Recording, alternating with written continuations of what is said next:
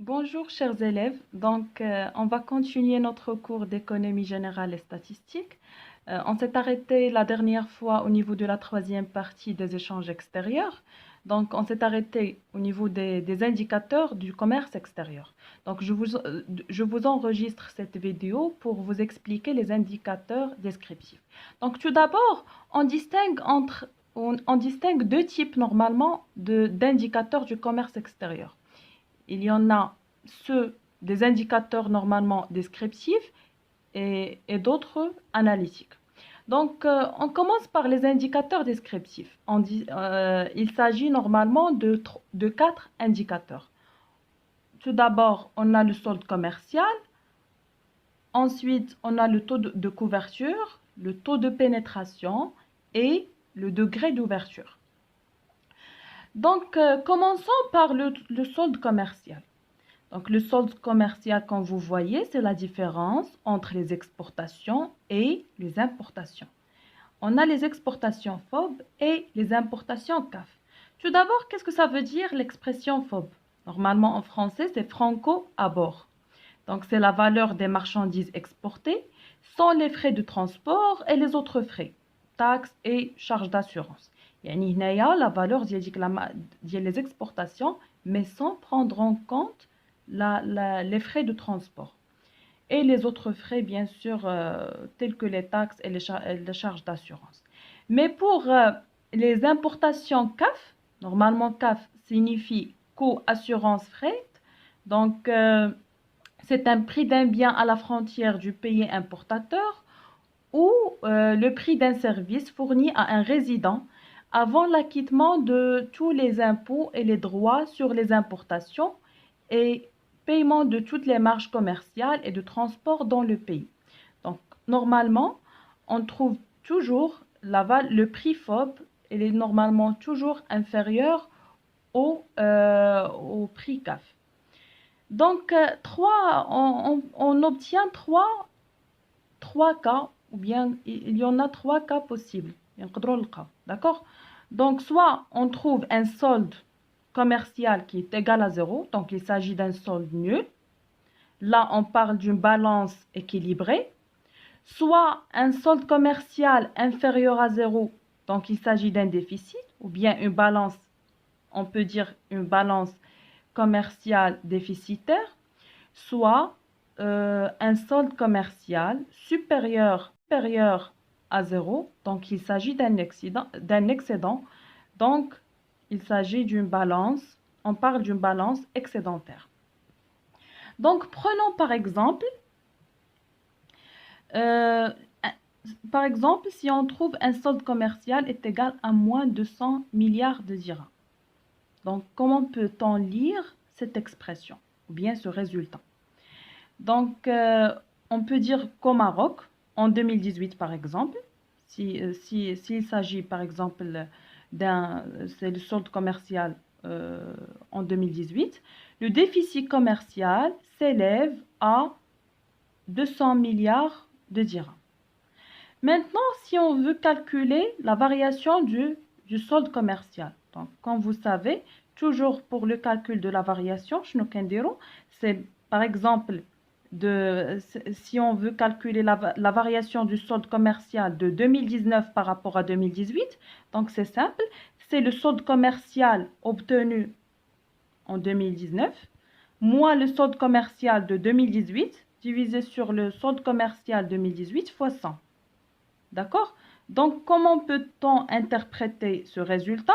Par exemple, si on trouve une variation de solde commercial qui est égale à 23%, donc on peut dire qu'au Maroc, le déficit commercial a baissé de 23% en 2019 par rapport à 2018. D'accord?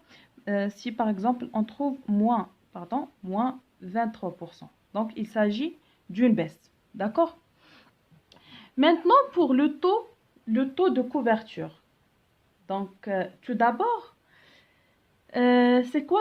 comment peut-on définir le taux de couverture? Normalement, c'est un coefficient qui indique dans quelle mesure les importations sont couvertes par les exportations.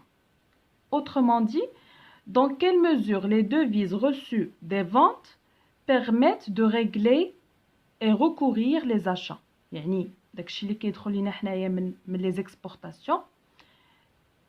Dans quelle mesure il permet de régler ou bien de couvrir هادوك les achats اللي كنخلصوا حنايا ولا les frais ديال les importations. D'accord? Donc pour le calcul de ce taux, normalement la formule est la suivante. Donc le taux de couverture est égal les exportations FOB divisé sur les importations CAF fois suivante. Donc le taux de couverture est égal les exportations FOB divisé sur les importations CAF fois 100. Donc voilà, on continue.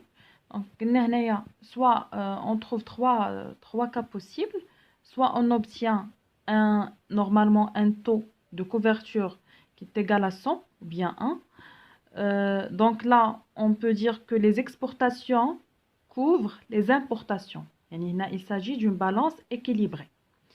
Ou bien un taux qui est supérieur à 100, donc à 100%. Donc, on peut dire que les exportations couvrent largement les importations.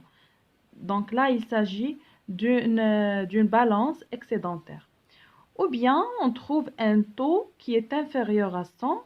Donc, les exportations ne couvrent qu'une partie des importations. D'accord? Donc, prenons par exemple, si on a un taux de couverture qui est égal à 54%. Donc, on peut interpréter ce résultat de la manière suivante. Au Maroc, en 2018, les exportations des biens ne couvrent que 54% des importations des biens. D'accord?